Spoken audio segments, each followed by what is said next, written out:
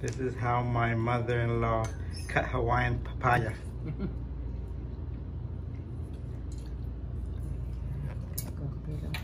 Đưa là đội ý rồi nó không được rồi đó, theo cái kiểu. Ngon, tuyệt vời.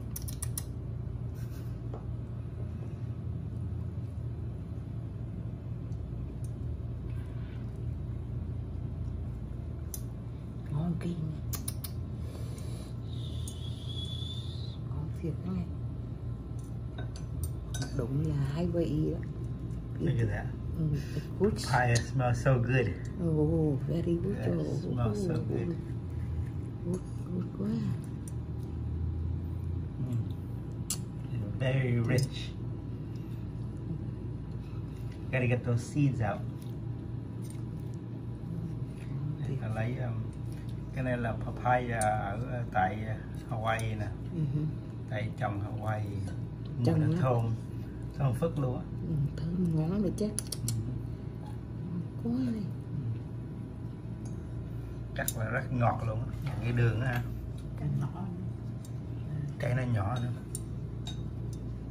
Look how small that is. Không, có nọ là small đi hết đó con à. Yeah, they're all the same small size papaya. Small size á. From Walmart. Nó còn lớn hơn nữa con. Lớn nó bằng bạc kia đây. Scraping the seed out.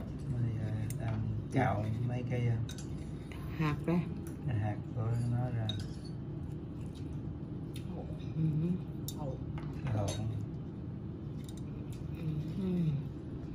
Mình lại dẫn về bên trong ta. Không lên được. Lên chứ. The mother-in-law wants to bring the seed home, plant it. You have to claim it. Qua bên về Mỹ là phải claim đó. Mày lấy cái gì phải claim á. You have to claim if you bring the seed home to your state. Yeah, they ask us on our airplane. Yeah, We arrive. you arrive in Hawaii, cũng phải claim whatever you bring to Hawaii, especially seeds. Agriculture. For agriculture purposes. God, that smells more like a mango. Sao mà thơm giống mango ấy vậy, xoài á, thơm giống xoài thiệt á. Look at the color. Yeah, thơm giống xoài thiệt á. Yeah, smell like mango than a papaya. Thơm giống xoài á, nó phải là cái mùi của papaya đó. Vậy là không có được. Giống như là bị lai rồi đó. No. It's like mix between a papaya and a mango. Thơm à? Thơm phức luôn. Thơm màu đủ mà. Thơm mà. Thơm. Smell like papaya, but I smell more like mango. I don't know. No. Thơm mà. So he's slicing them out. Skin, scraping the skin out. Yeah. Taking the skin out. Skin is thin. Very thin layer. Take a very thin layer out. As thin as you can get it. Yep.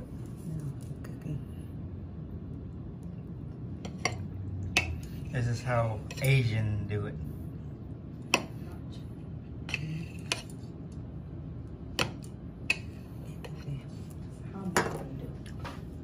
Yeah, that's how my mother-in-law does it. Everybody could be different. Whatever float your boat. Yeah, okay. There you go. Wow. Mama kind of nervous. Look at those seeds. Một trái à? Một trái papaya mà quá trời học luôn. Why so many seeds in a papaya? Can anybody tell me why? Ai biết lấy hột về làm giống, là ta lấy hột về làm giống. Yeah.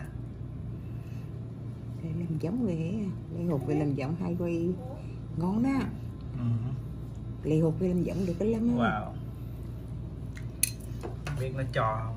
Nhưng mà claim thì claim thôi. Đến bánh xe gửi mà có gửi bút kiền á.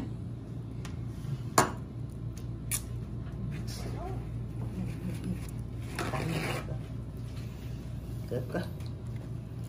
Ok.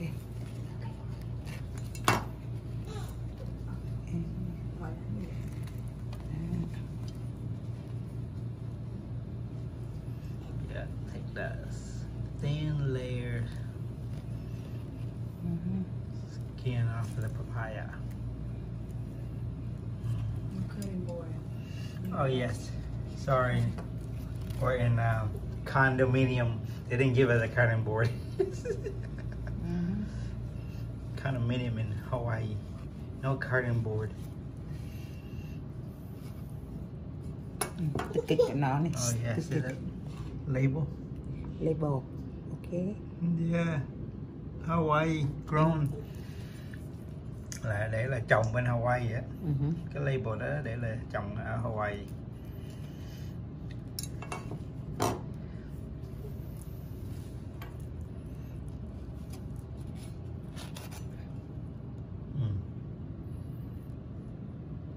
Slice like butter, right?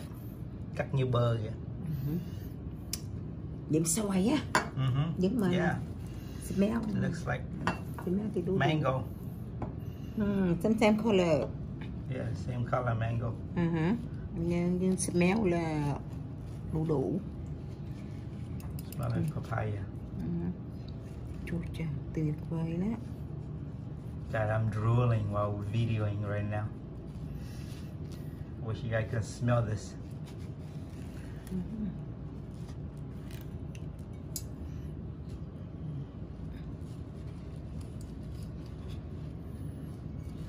Ok.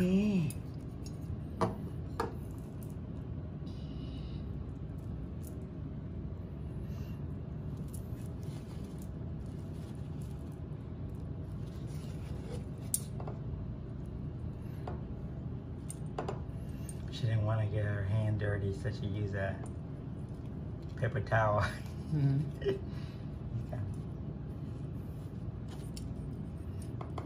Sticky.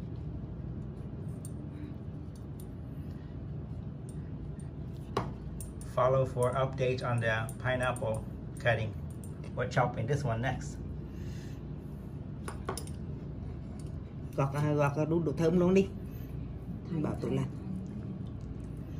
Thấy gì vậy khác cả. Alright guys, enjoy. Gọt thơm luôn. Bảo tụi lạnh ăn. Để ăn cái. Con nè, để mẹ lấy cái đi ra nè. Let me have a taste. Alright, now her turn to eat.